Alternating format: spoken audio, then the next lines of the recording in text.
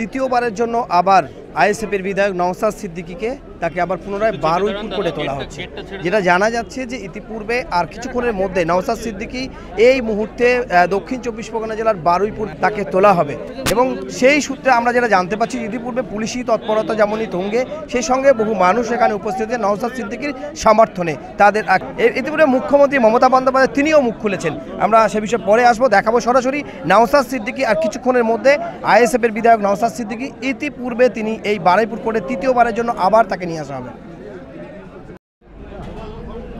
এই মুহূর্তে সবচেয়ে যেটা দেখা যাচ্ছে যে নওশাদ সিদ্দিকী অর্থাৎ আইএসএফের বিধায়ক নওশাদ সিদ্দিকী পুনরায় তৃতীয়বারের জন্য আবার তাকে নিয়ে আসা হলো বারুইপুর কোর্টে। আছে এতে নেই।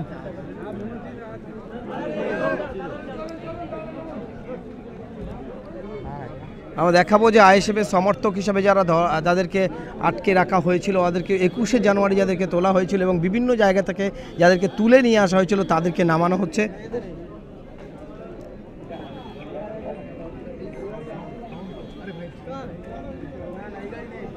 এতে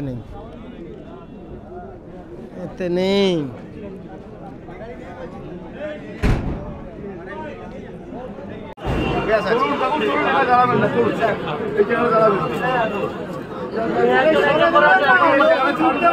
আমাদের লক্ষ্য শান্তি, এখানে শৃঙ্খলা বজায় রাখা, পাবলিক অর্ডারটা বজায় রাখা।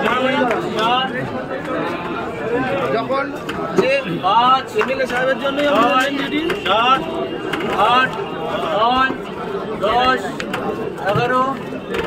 তাছাড়া আসামি প্রচুর আসবে, এটা একমাত্র একজনই আসামি আসবে তা তো নয়। কিন্তু কথা হচ্ছে আমাদের যেটা মেন কাজ, যখন এখান থেকে আসবে প্রডিউস করা হবে তাকে সুষ্ঠুভাবে এখান থেকে কোর্টে ঢোকানো। ওই সময় লোকের মনে হাজার মিডিয়ার হাজার কৌতূহল, সাধারণ মানুষের হাজার কৌতূহল, যারা অন্য কাজে নিয়ে ব্যক্তিগত কাজে কোর্টে এসছে তাদের মনেও হাজার কৌতূহল। সেই সময় একটা ক্যাওস সৃষ্টি হবে, সেইটা আমাদের সামলাতে হবে।